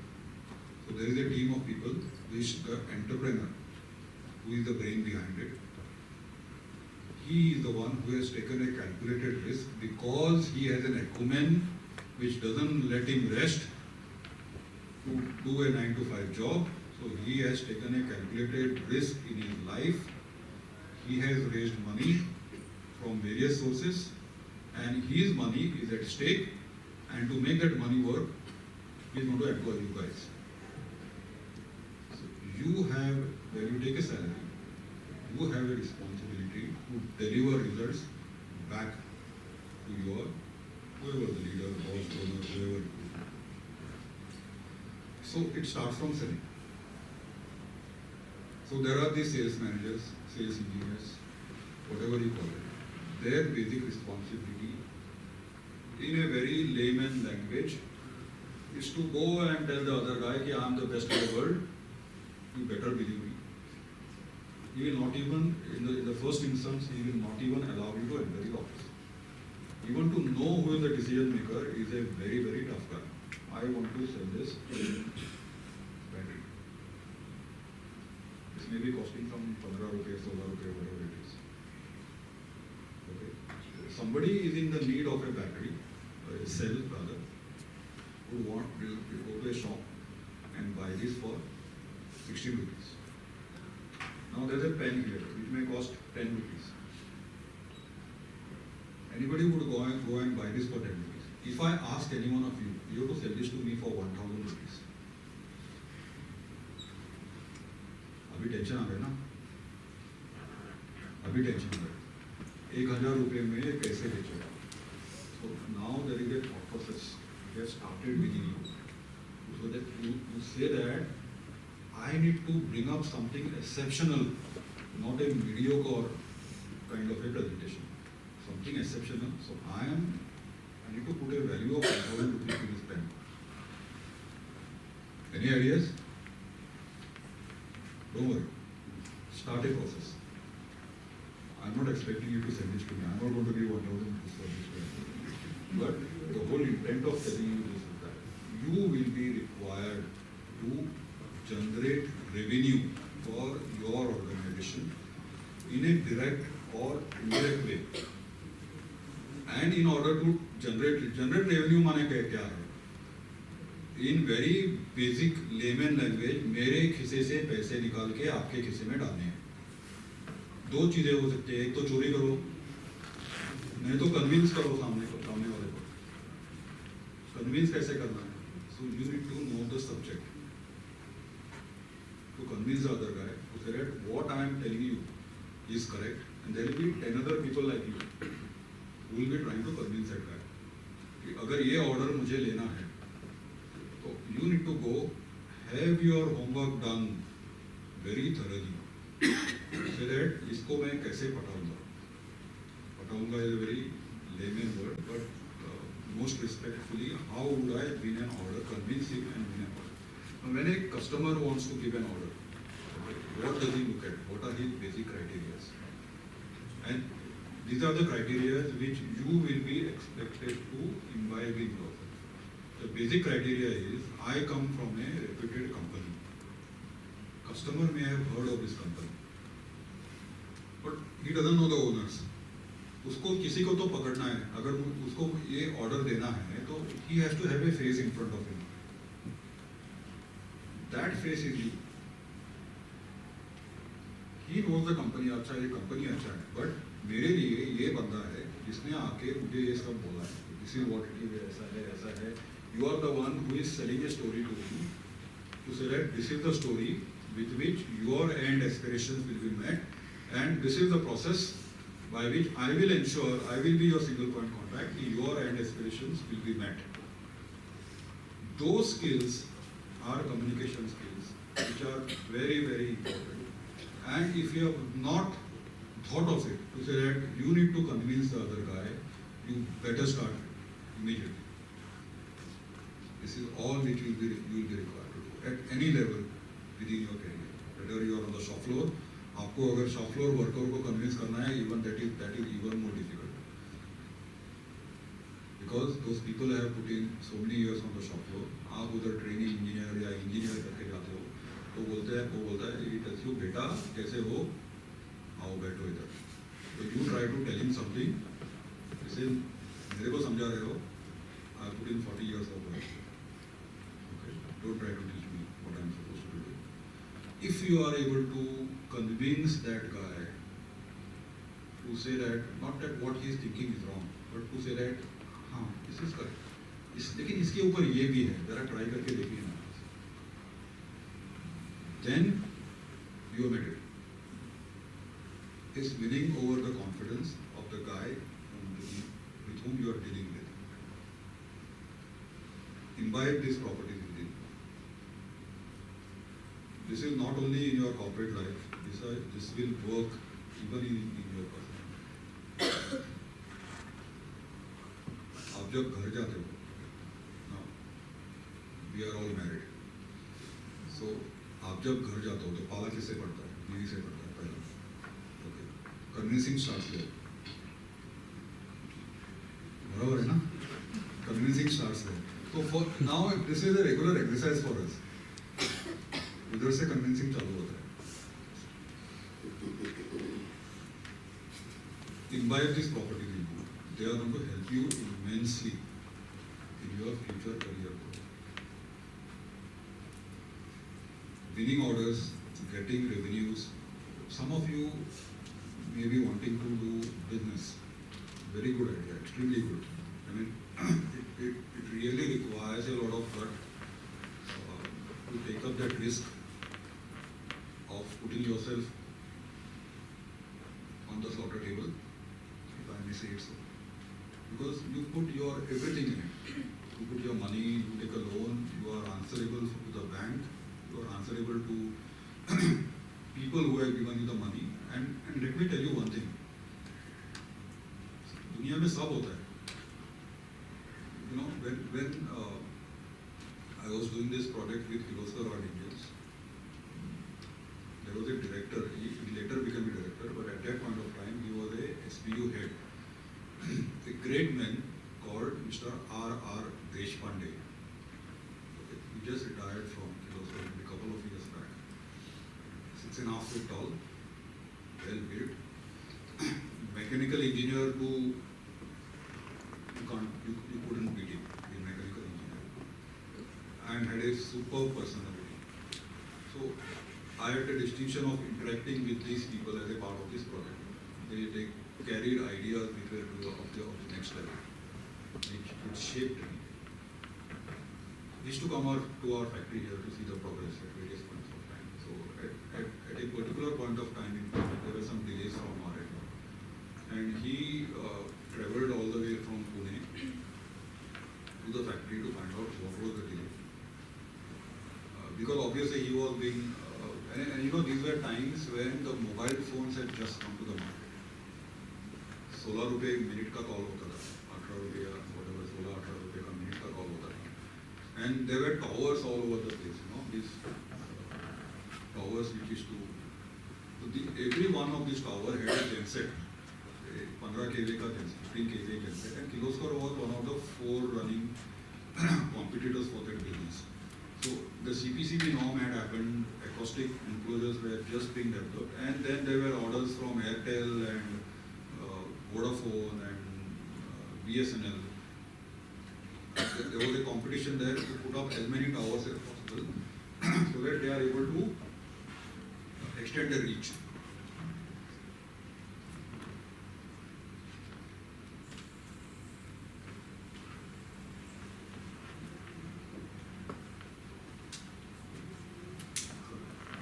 So every tower required one genset, and Kirloskar had so many orders. And these orders, at that point of time, because nobody else had taken the lead in technology development within the DG manufacturers market, it came to power engineering. So it was quite a load on us. We also had to get our act together, and the expectations were we deliver so many numbers in a month, and we were obviously falling short. So this created a lot of tension, pressure all over in the ecosystem, and Mr. Deshpande landed into at our factory on a very fine day to understand what was the issue. And at the end of his, whatever the shop, this thing and all that, me, you know, such a great guy, and we had a factory. To enter the factory, there were steps, 1, 2, 3, 4, 5 steps. So we went to the shop floor, he saw the thing, and he said, Bipin was where on the steps. So don't worry, even I didn't know at the end of 30 years of life. Ultrasonic cleaning machines. Now, what these machines do is, let me give you an example which is very close to you. You have a engine, right? Engine में piston होता है. Piston. There are so many machine components in a piston, in an engine. So when it is individual machine components are processed at their individual stations, and they go to the assembly shop, they are all dirty. Do you know there is a unit for dirtiness? Or let me put it the other way. Do you know there is a unit, जैसे metre, kilometre होता है, there is a unit for cleanliness. Are you aware? It's called millipore. M-I-L-L-I-P-O-R-E, millipore. It's a unit for cleanliness. We say this is clean. It's a very layman term, but when we speak as engineers, we should say it is clean to so many millipores. Now, when these emission norms came out, it was required that all these components which go, why I am taking engine as a subject is because not many mechanical guys here, it's close to you. It was required that any part which goes in an engine, including the engine block, had to be cleaned to a particular level of millipore. पहले क्या करते थे? Diesel से clean करते थे. Somebody used to be sitting there, diesel हो गया, dry it up, हवा मारने का, बस बात खत्म, clean हो गया. Now there was a unit and there was a method of how to check it. This unit has always existed, and this method of cleaning has also always existed, but nobody who has not ventured into that process or that part of the field knows about it. So did I. So when I met these directors here in Goa, I said, I don't know this. So what? He said, yeah, so what? Doesn't matter. I will learn. So I joined there not knowing what I was selling. Okay, so just another of the opportunities that I took up. It gave me two things. One is it gave me a chance to learn a new technology, a new process, which I didn't know before. And that interests me a lot. And secondly, it gave me an opportunity to sell that technology to people and give myself a high to say that मुझे मालूम नहीं था, लेकिन I learned it and now I am selling it to people. So that was a personal high for me. So I learned the technology. They used to manufacture these CNC cleaning machines, and by cleaning machines, please, they are not the floor cleaning machine. They are industrial component cleaning machine. One machine could be like 10 meters long. And believe me, this company is there for 15 years. Every machine they have manufactured, no two machines are same. They are different. So every machine was a distinctly built piece of equipment for that particular application. And who are their customers? Who's who of industrial corporates of India? Take any names. Tata Motors, Cummins, anything, Birla Furukawa, batteries, any field, BARC, Baba Atomic Plant. When I was there, we won a tender for this government company, I'll tell you the name, which manufactures, you know how a nuclear plant runs? Uranium is the fuel. Yeah?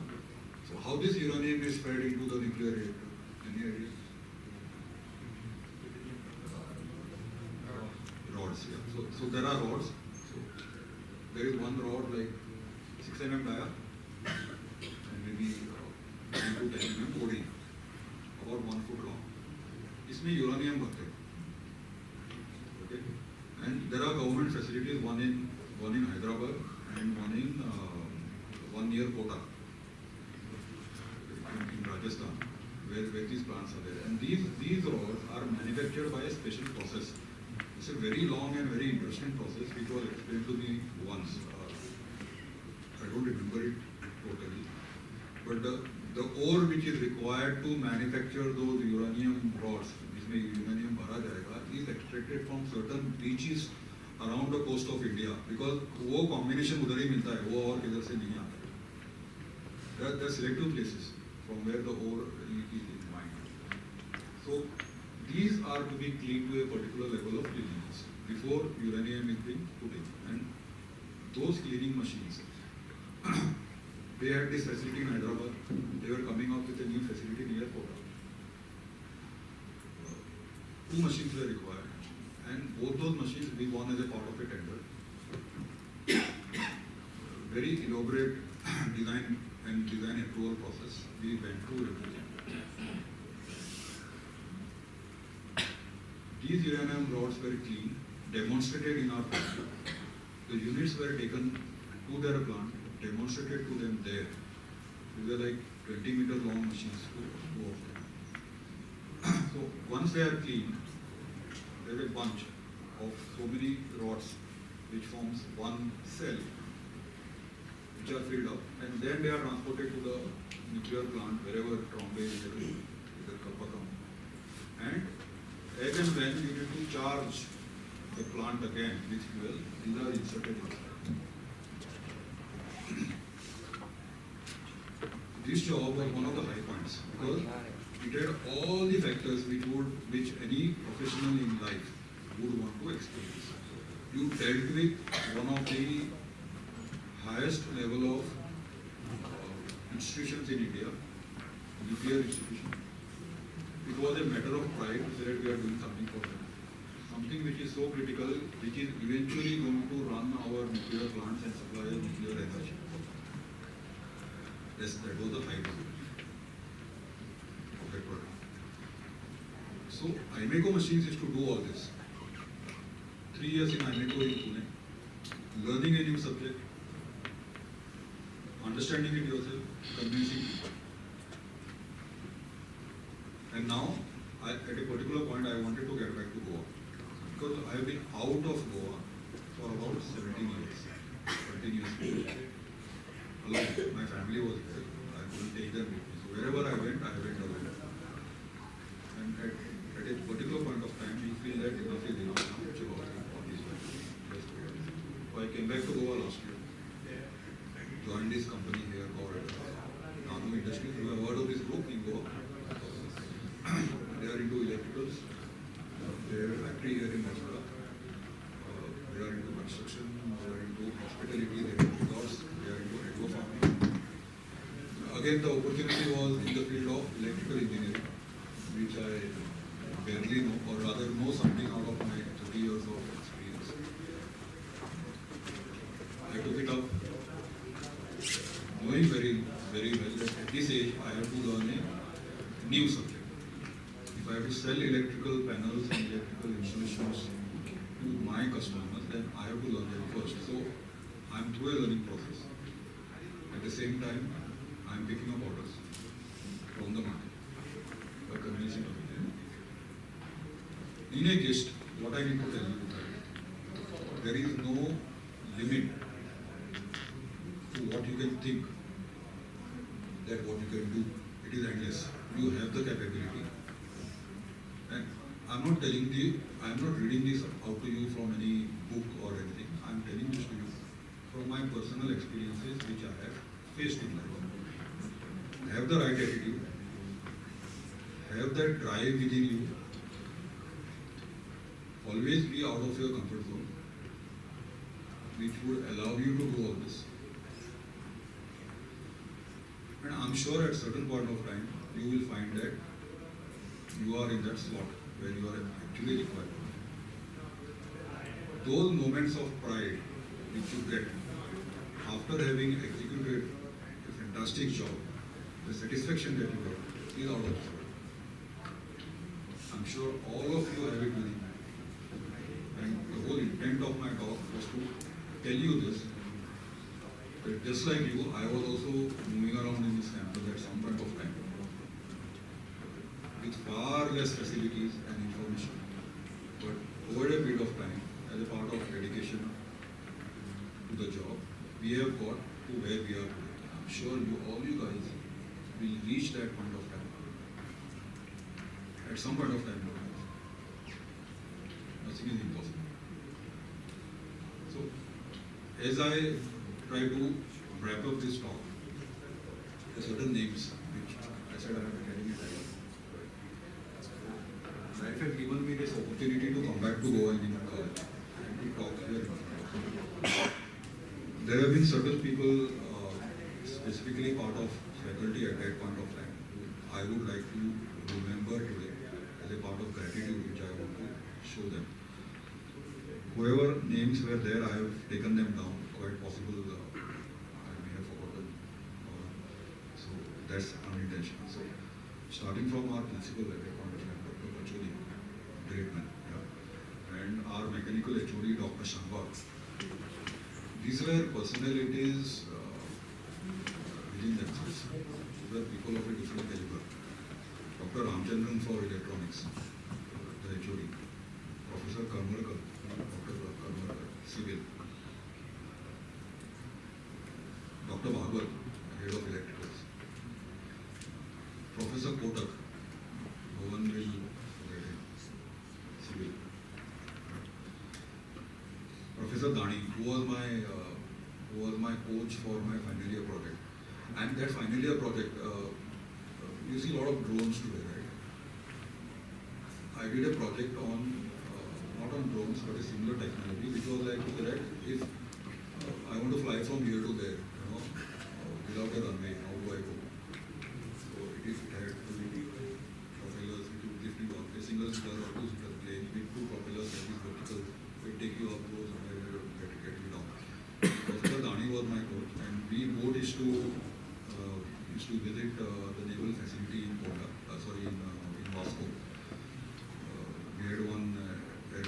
professor there who was, we went there to say that we want to do this project and want to get some knowledge from it. So one officer was assigned to us. I had my scooter, so Professor Gandhi was kind enough to ride the PDN all the way to Odiji and then Kottali and Ponda and come back many times a week. It was very memorable. There were three of us, me, Sujit, and there were four of us in the project. Me, Sujit, no, only three of us. And another dear friend called Anish Nadkarni. He's in US now. Very dear friend. So three of us there. Professor Uday Amunkar, he is no more with us, but he was like one of us, a student. He was not a student. He was our professor, but he behaved as if he was within us, one of us, interacting with us on a daily basis, coming to the hostel, sitting with us, talking to us. You could find him in the lobby, rich students having a cup of tea. So, phenomenal person. Professor Goliwadekar, very unassuming, very soft-spoken, very tough person. Professor Arun Taylor used to teach us one of the most difficult subject, kinematics. And dynamics. Most difficult to absorb. I swear. But a lot of patience and what a person. Dr. Mariappan is now the principal of Alumni. He retired. Okay, he was rather Dr. Mariappan. Professor Gupta in civil. Professor Goswami used to teach us economics. And we had one lady professor called Philomena, right? Lady for comm skill, communication skill. Professor Pai, fluid mechanics, fluid dynamics, what a person. The guy had a knack of keeping you awake in a lecture for hours together. It used to be like dragging you. To actually tell you how that flow would turn in a spiral. You would feel as if you are a part of the flow and you are also turning along with it. So that was a neck. You know, we have heard of old-time professors, master, old-time professors. These people put themselves in the job to ensure that मेरा बच्चा जो है उसके दिमाग में ये जानी चाहिए. What a person. Professor Pai. Professor Hattimani, thermodynamics. Boilers, we used to fire that boiler in one of the lab once a year. It was quite an event. All this was to be done under the leadership of Professor Hattimani. I can't forget Professor Bhatt. Professor Bhatt, our mathematics teacher, one of the greatest teachers that all engineering guys at that time have gone through.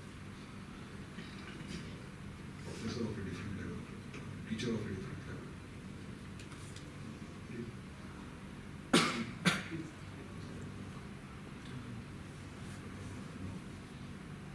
My gratitude to, these are some of the names which I wrote here. My gratitude to all of them. They are the ones who shaped this batch into becoming what they are today. They absolutely shaped us. They didn't let go of us. I mean, rather than they would catch us by our do it now. So they were interested in ensuring that we do it. They got it done from us. I told you about Milind Dabholkar, very interesting guy. Shekhar's canteen was the only place after the opening who could offer us some food. And that was a favorite place where we used to go for lunch or some chai snacks. For some strange reasons, my class of mechanical engineers during those 4 years elected me as the class representative for all 4 years. I'm not able to decipher this. What did you see? Well, there were no elections. Like class representatives, Bipin. All 4 years, right from first year to the last year. And this college gave me, other than the mentorship, what I some names that I have always taken, is deep-rooted friendships with people, with my faculty, with my fellow students, which is continuing years after years. And let me tell you, at the end of the day, today, if I need some help, I may not go to, it's not that not go to, I will be more comfortable going to one of my friends to ask for help, rather than going to somebody within my relationships or whatever. No offense to anybody, but it's an inside feeling. Why I'm putting this in front is that friendship is one bond which has no blood relations, no direct blood lineage, nothing. There are no written definitions of what is friendship. But this is what you generate by liking the other, when your frequencies match. And these relationships remain through your life. You are at a place where it gives you ample, see, when you join a company, you meet people. You may be generating friendships, but when you go to a different company, वो पीछे पड़ जाता है, because that's a professional interaction, more of it. You could have one-off relationship which may go forward. लेकिन जब college में आप साथ रहते हो, when you stay together in a college, it has a different meaning. You grow up together, you mature together. So you connect at family levels with many of the guys. And these relationships are then preserved throughout your life. You have an opportunity to generate these relationships now. Make the most of it. Make the most of it. So many of my friends, we are on a group called WhatsApp group, but everybody is decorated at a very high level at various sectors, various walks of life. But when we come together, we are those indicos, those small kids who used to once roam around this place here. It's very nostalgic. I thank the leadership team here, SAE, GEC Chakra, the chairman, the entire team which came forward now for giving me this opportunity and a platform to speak here. It means a lot to me because I carry this college very proudly on my sleeves wherever I go. Very, very proudly. I'm very proud of this college for what he has given, for what this college has given. And every one of you, I believe, must do the same thing. Because this college will give you experiences which you will never forget in life. So I wrap up at this point. If there are any questions, I'm open. You may please go ahead and ask.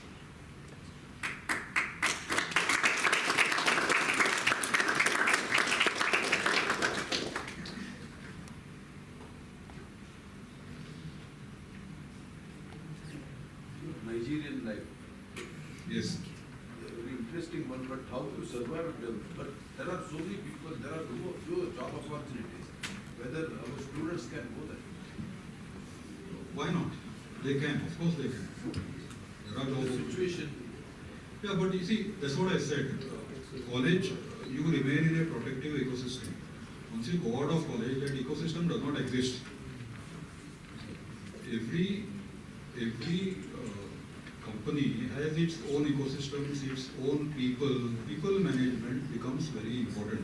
If you learn how to manage people without an ego within you to say that मैं जो हूँ, I am the ये जो है, if you are able to drop this and learn how, see सामने वाला भी वही सोच के आएगा ना कि I am also the greatest guy on the earth.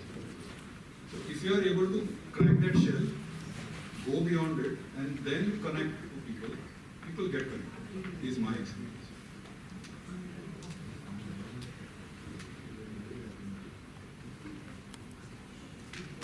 Every one of you has that potential. Believe me, every one of you, the simplest of the guys here has that potential to excel to a very high level in your careers. Keep that in mind and go ahead.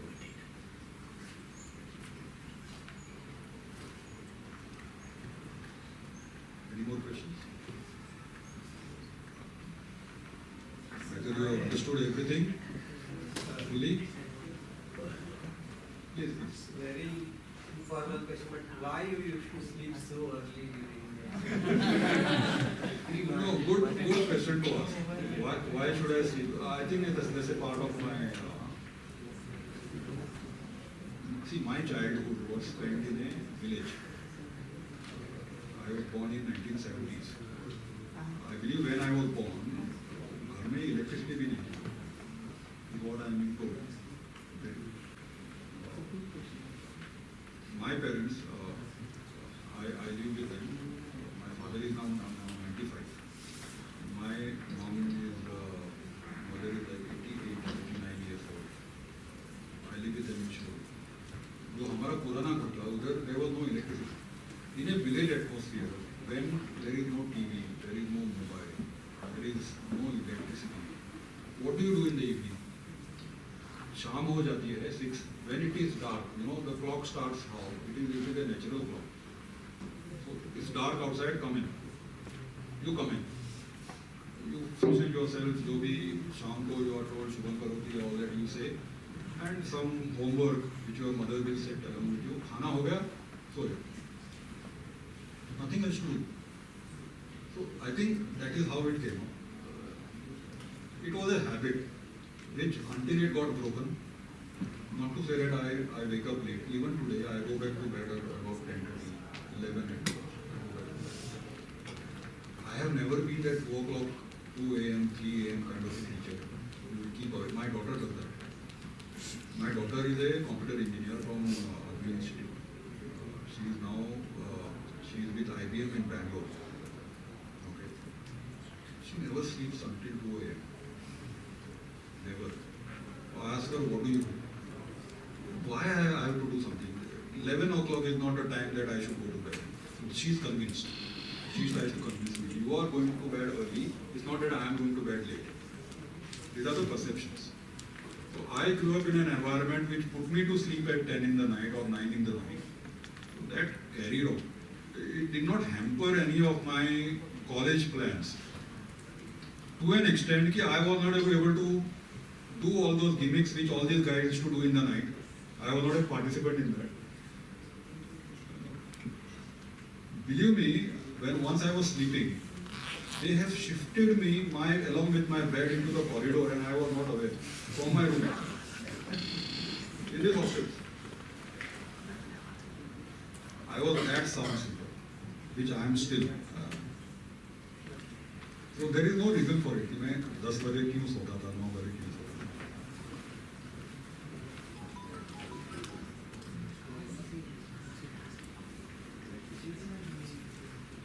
You mentioned about the unit for cleanliness. How would they actually measure? See what happens is, okay, this is an item to be cleaned. So, there is a cleaning machine. Before you put in the cleaning machine, the cleanliness of the item is measured. How? It's a lab apparatus, just like how you have a beaker and chemicals and stuff. So, you shower this with a particular chemical. Okay? What does that do? Remove all the dirt which is in this. It gets mixed up in a liquid. That liquid you take out and you strain it through a set of filters. Once you strain it, जो filter होता है उसके on top of that filter वो कचरा जमा हो जाता है. You take that out and you weigh it. It gives you the weight of that kachra in milligrams or in microns. So that is the cleanliness of this before it was sent in. Okay? So once it is sent to the process, ये इधर से बाहर निकलता है. It goes to the same process. Suppose there were 10 milligrams of kachra which was cleaned from this before it was put in. And after cleaning, you expect that there should be 0.5 milligrams of kachra. So after cleaning, you do a similar process here. You strain it. वो filter के ऊपर जो कचरा आएगा, you weigh that thing. If it is 0.5 or below, that means your cleaning process, what you have envisaged is correct. You get water. So that unit is called millipore.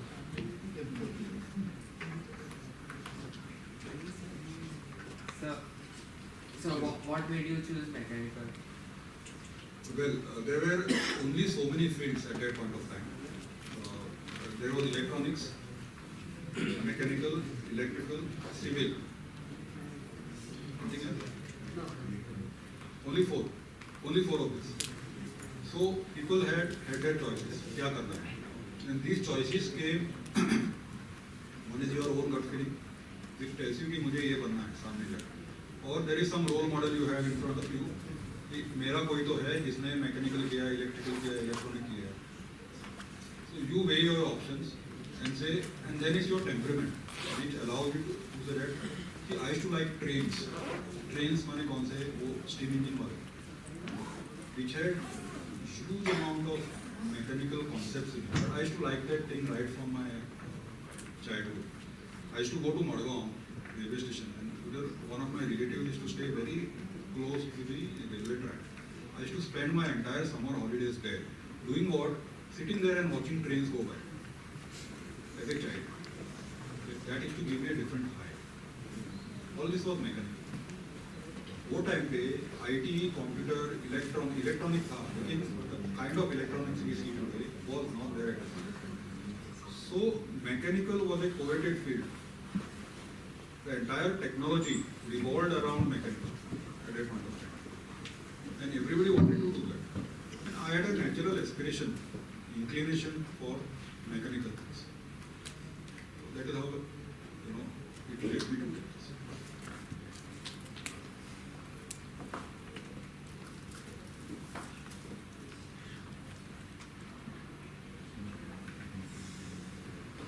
Done?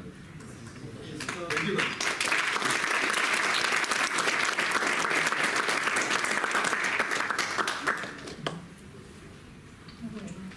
Thank you, sir, for your inspiring and encouraging words. It was great to listen to you.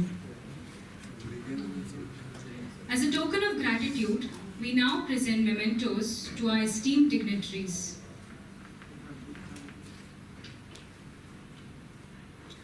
I request Head of Mechanical Engineering Department to kindly present the memento to our Chief. I request Mr. Head of Civil Engineering Department, Dr. Ganesh Shri, to present the memento to our Chief Guest.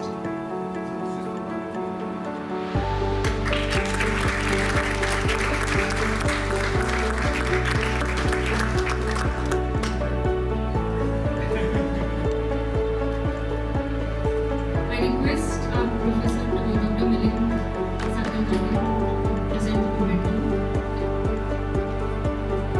to our Head of Mechanical Engineering Department.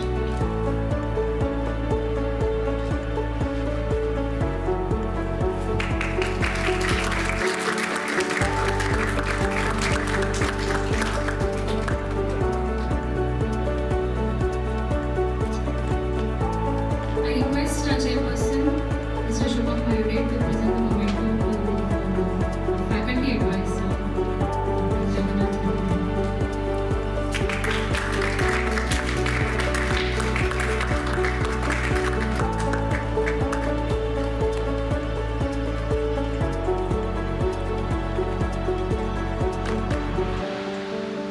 I again request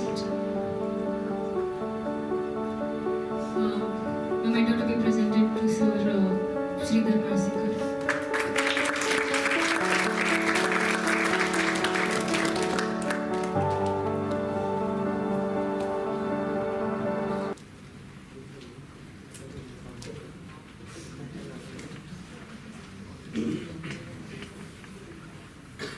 What's your name? No. Where are you from?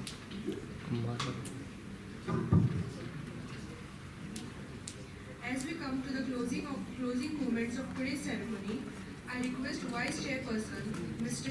Neil Angel Costa, to kindly propose the vote of thanks.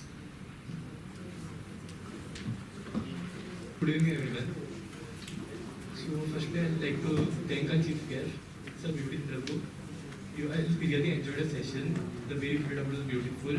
We are going to take a few key points and moving forward in the organization. Thank you very much.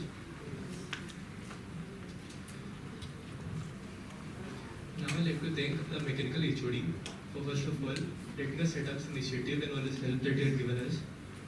Next, I'd like to thank Dr. Ganesh Sigde, Dr. Ullas Savekar, Dr. Milind for their help and all the guidance that they have given us.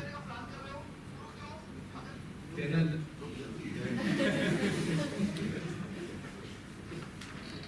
next, I'll take a moment to appreciate both the faculty advisors. We just said when we are doing this and this, they said what is required. We move forward. Dr. Jagannath Kirugode and Dr. Sridhar Mashulkar. Thank you. And next, I'd like to thank both our hosts.